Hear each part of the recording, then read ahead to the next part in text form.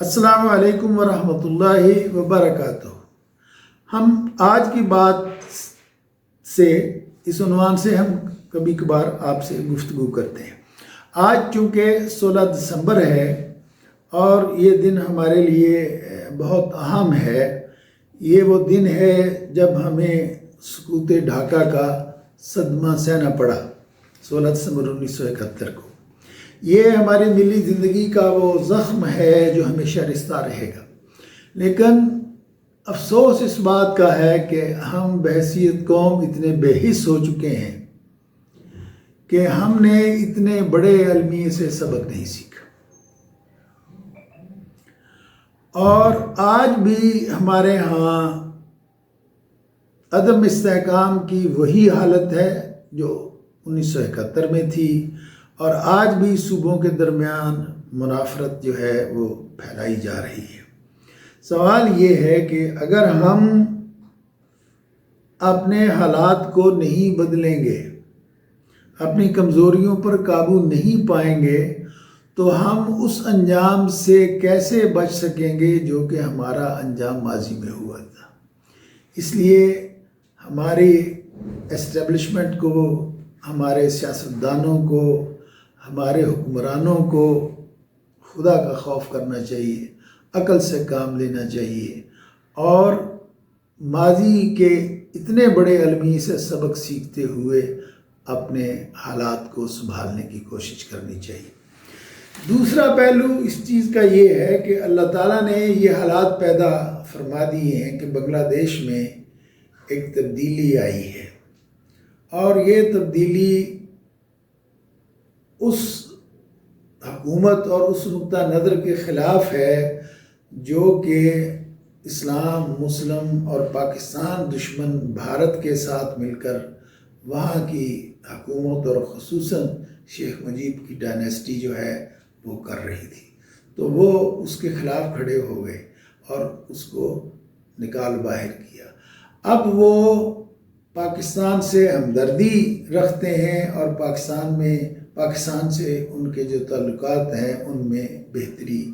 آنے کا امکان ہے، لیکن افسوس اس بات کا ہے کہ ہمارے حکمران جو ہیں ان کو اس چیز کا احساس نہیں ہے۔ میری تجویز یہ ہے کہ پاکستان کو آگے بڑھ کر اب ان سے دوستی کا ہاتھ بڑھانا چاہیے، ان کے ساتھ ہر قسم کے تعاون کے معاہدے کرنے چاہیے، گرم جوشی سے ان کا ساتھ دیتے ہوئے دینی، عوامی، سیاسی، معاشی، تعلیمی میدان میں اشتراک کار ہونا چاہیے، ایک دوسرے کی یونیورسٹیوں میں طلباء داخل ہوں، عوام کے سطح پر ایک دوسرے کا آنا جانا ہو، اور بالآخر اس کاموں کو ایک کنفیڈریشن کی صورت دینے کی کوشش کرنا چاہیے، تاکہ برصغیر کے مسلمانوں نے، علامہ اقبال نے، قائد اعظم نے اور دوسرے رہنماؤں نے جو یہ بات سوچی تھی کہ برصغیر کے مسلمان جو ہیں وہ مل کر ایک قوت بن جائیں تاکہ وہ اسلام کے مطابق اپنی زندگیاں گزار سکیں۔